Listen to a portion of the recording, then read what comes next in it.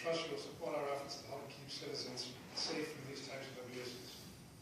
Tony Pius has recently given us a copy of the TASER policy for the city, and we're currently reviewing it to see how this policy can help prevent abuse via the forms it requires the officers to follow. We're also waiting for answers regarding how these files can be obtained for citizen review. Once we receive this information from Mr. Pius, we will address the council to see what actions may be needed. The second issue I'd like to address is the lack of accountability and transparency in Pawtucket City government. In case some of you are not aware, the reason our group was formed was a direct result of civil liberty abuses we suffered under the City of Pawtucket zoning department, police department, and municipal court system. As a result of these violations, we spent a considerable amount of time studying the laws governing the various city departments and found that these problems are systemic and seem to be a part of the culture of the city's government. One incident in particular, a traffic stop I was involved in, is a good example of civil liberty violations and the total lack of accountability surrounding it. I'd like to state this story for the record because I feel it's a serious violation of civil liberties and police procedure and needs to be told instead of buried in some internal affairs folder, never to be heard from again. On the evening of June 23rd, 2014, I was a passenger in a traffic stop on Barton Street in Pawtucket. This traffic stop was initiated by a Pawtucket police officer because the vehicle I was a passenger in had a cracked windshield. During this traffic stop, the Pawtucket police officer demanded my identification. I informed him that I had identification on my person, but I didn't believe that being a passenger in a traffic stop with a cracked windshield was reasonable suspicion for him to believe I was involved in any criminal activity. This simple exercise of my Fourth Amendment rights set the officer on a vindictive tantrum that resembles the actions of a spoiled child. He issued multiple threats against the driver and myself because of my refusal. I then asked if I was being detained.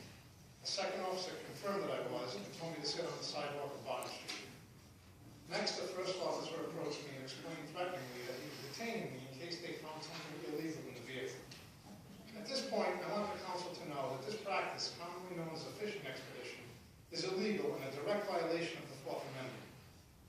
An officer must have reasonable, articulable suspicion that a crime has been committed before legally detaining and ordering a person to identify themselves. Another big problem is that no consent was ever given to search the vehicle. This was done by the officers illegally under the guise of a towing inventory search.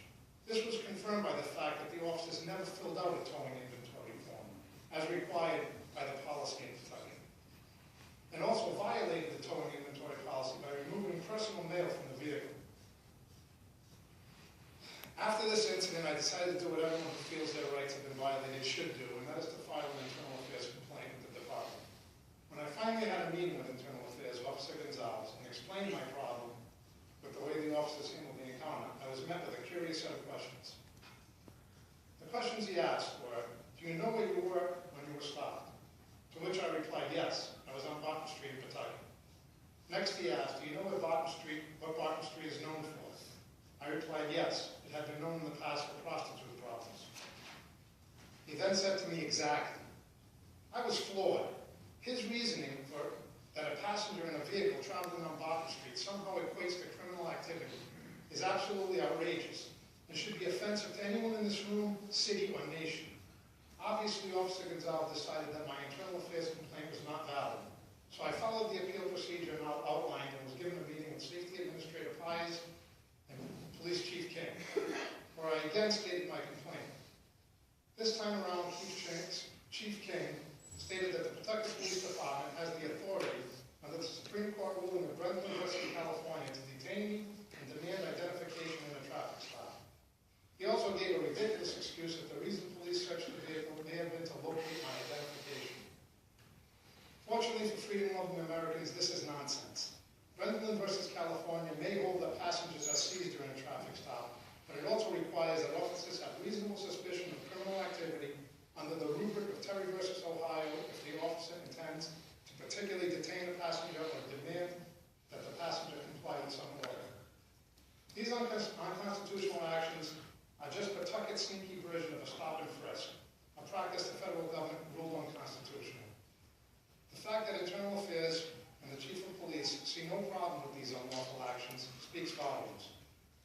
It seems the top brass are more than willing to sell out the liberties of the people and dishonor the oath of the Constitution in return for an easy way to profile residents and make incidental arrests. I ask that the City Council investigate this matter and help residents reclaim their police department. The police in America belong to the people, not the other way around. An organized, mobilized citizenry is essential for structural and cultural reforms, but it cannot happen unless the elected officials help us make it happen. Our group will be putting together a video that gives examples of how officers are routinely unaware or outright ignore the legal standards of reasonable suspicion and/or probable cause, often harassing, detaining, and arresting people without the legal authority to do so. We hope this video will help the council and others get a better idea of the problem. Finally, I'd like to read off the 6 simple rules legendary whistleblower and activist Frank Serpico, who recently stated were essential if we're to remedy these problems. Number 1, strengthen the selection process and psychological screening process for police recruits. Police departments are simply a microcosm of the greater society. If your screening standards encourage corrupt and forceful tendencies, you will end up with a larger concentration of these types of individuals.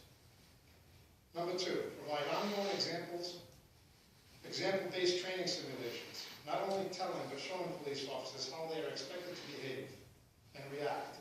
This is critical. Now this point in particular hits home because the officer leading the traffic stop I was involved in was training a female rookie at the time.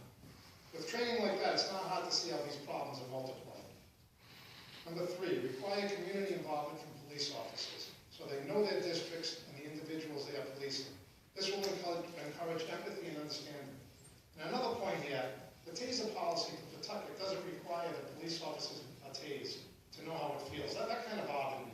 I mean, you would think that they should at least take a taser shot to know how it feels before they're dishing them out to people.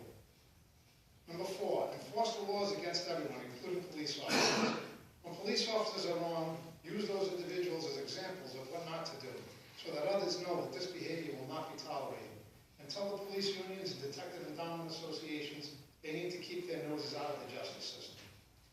Number 5, support the good guys. Honest cops who tell the truth and behave in an exemplary fashion should be honored, promoted, and held up as strong positive examples of what it means to be a cop. Last but not least, police cannot police themselves. This is a big one. Permanent independent boards to review incidents of police corruption and brutality need to be set up. And then fund them well to support them and support them publicly. Only this can change the culture that has existed since the beginning of modern police departments. Thank you.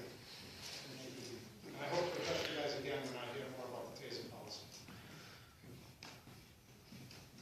The next person for public input is Lynn Farinelli, 173